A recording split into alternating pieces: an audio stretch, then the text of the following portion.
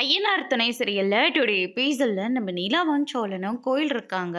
அப்போ நம்ம நிலா இருந்துட்டு தேங்காய் உடைக்கலான்னு பார்க்குறாங்க. ஆனால் அதுக்குள்ள சோழன் இருந்துட்டு அப்படியெல்லாம் இல்லைங்க, இப்படி உடைக்கணும் அப்படின்னு சொல்லிட்டு அதை உடைக்க போறாரு. கடைசியில் அவராலே உடைக்க முடியல. கொஞ்சம் வேகமாக உடைக்கிற போது நிலாவோட தலையிலே பட்டுருது.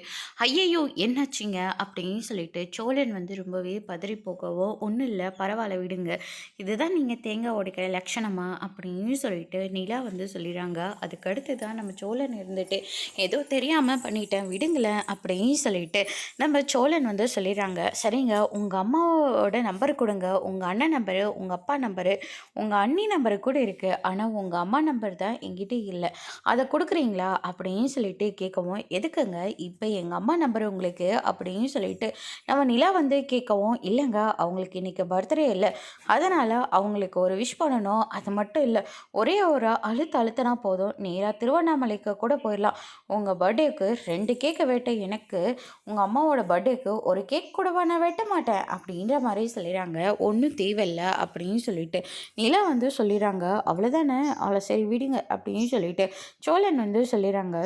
இப்போல்லாம் பல்லவன் ரொம்ப சந்தோஷமாக இருக்கான்ல அப்படின்னு சொல்லிட்டு நிலா சொல்லவும், ஆமாங்க அவன் ரொம்ப சந்தோஷமாக இருக்கான், அவங்க அம்மா வந்ததுக்கப்புறமா அவன் முகத்தில் தனி சந்தோஷமாகவே இருக்குது அப்படின்னு சொல்லிட்டு நம்ம சோழன் சொல்லிக்கிட்டு இருக்காங்க. ஆனால் எனக்கு ஒரு சந்தேகம் தான் தீரவே இல்லை. ஏன்னா ஏற்கனவே அவங்களுக்கு ஒரு ஹஸ்பண்ட் இருப்பாரா அப்படின்னு சொல்லிட்டு நம்ம பேசிக்கிட்டு இருந்தோம்ல, அன்னைக்கு அவங்க ஒருத்தர்கிட்ட நின்று பேசிக்கிட்டு இருந்தாங்க, அது அவங்க ஹஸ்பண்டாக இருக்கும் தான் நான் நினைக்கிறேன்.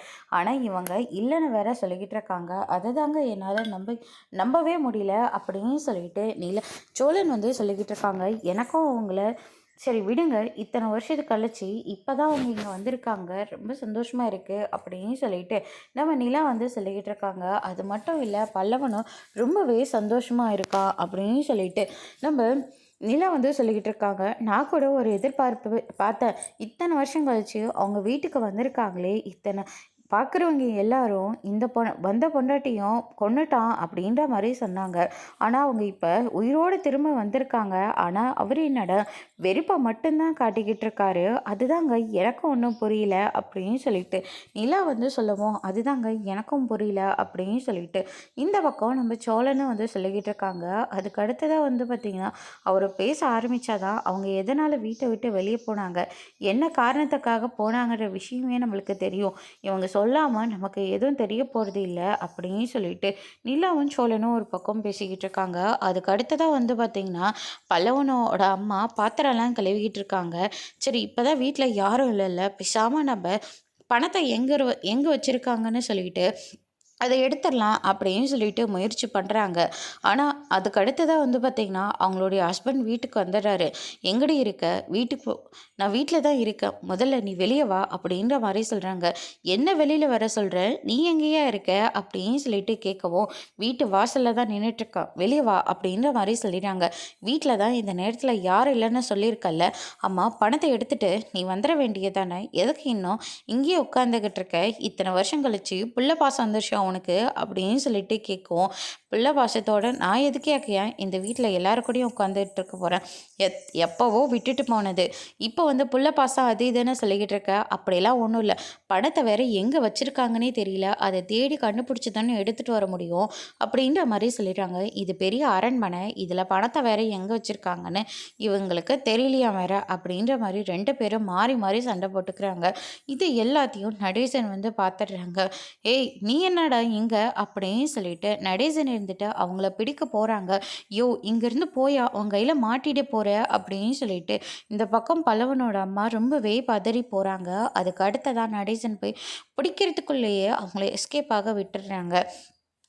என்ன காரணத்துக்காகடி அவன் இங்கே வந்திருக்கா அப்படின்னு சொல்லிட்டு நடேசன் கேட்டுக்கிட்டே இருக்காங்க. ஆனால் நடேசன் கிட்டேருந்து தப்பிச்சு போகிறத நினச்சி வசமாக மாட்டிக்கிறாங்க பல்லவனோட அம்மா.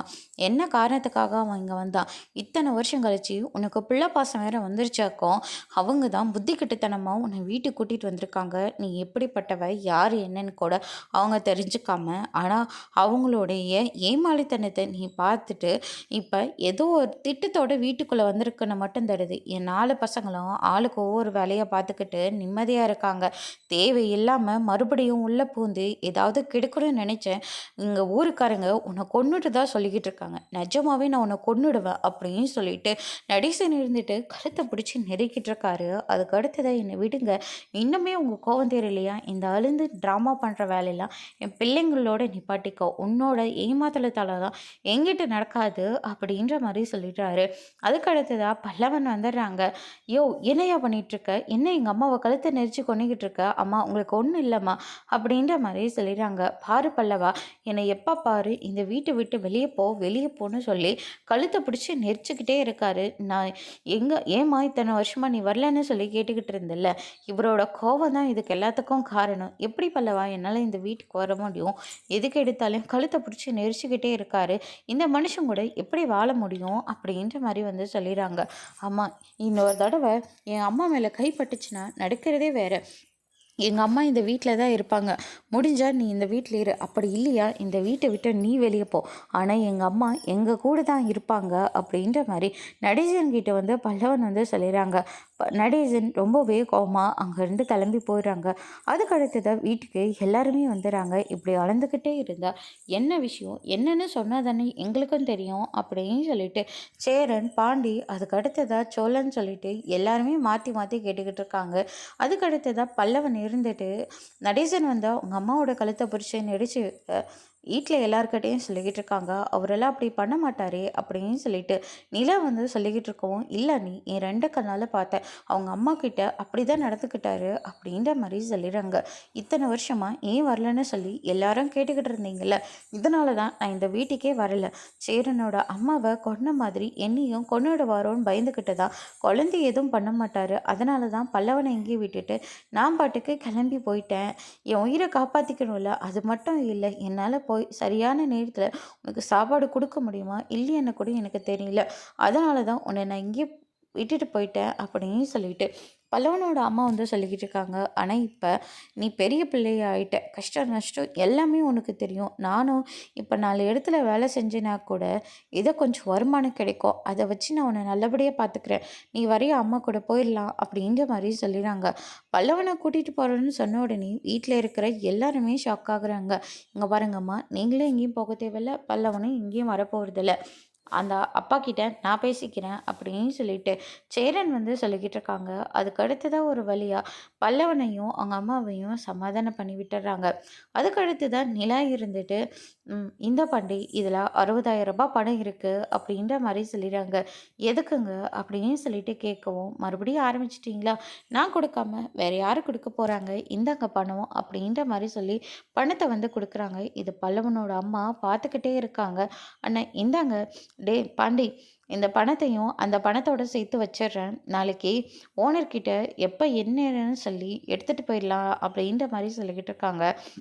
சரிங்கண்ணே அப்படின்னு சொல்லிட்டு இந்த பக்கம் பாண்டி வந்து சொல்லிக்கிட்டு இருக்காரு. அதுக்கு அடுத்ததா அவர் எங்கே பணத்தை வைக்கிறாருன்னு சொல்லி பல்லவனோட அம்மா எட்டி எட்டி பார்த்துக்கிட்டு இருக்காங்க. இதை நிலா வந்து வாட்ச் பண்ண ஆரம்பிக்கிறாங்க. ஒரு வழியாக நிலா பார்த்துக்கிட்டே இருக்காங்கன்னு சொல்லிட்டு அங்கேருந்து எஸ்கேப் ஆயிடுறாங்க. அதுக்கு அடுத்ததான் இந்த பக்கம் நிலா வந்து ஒர்க் பண்ணிட்டு இருக்காங்க.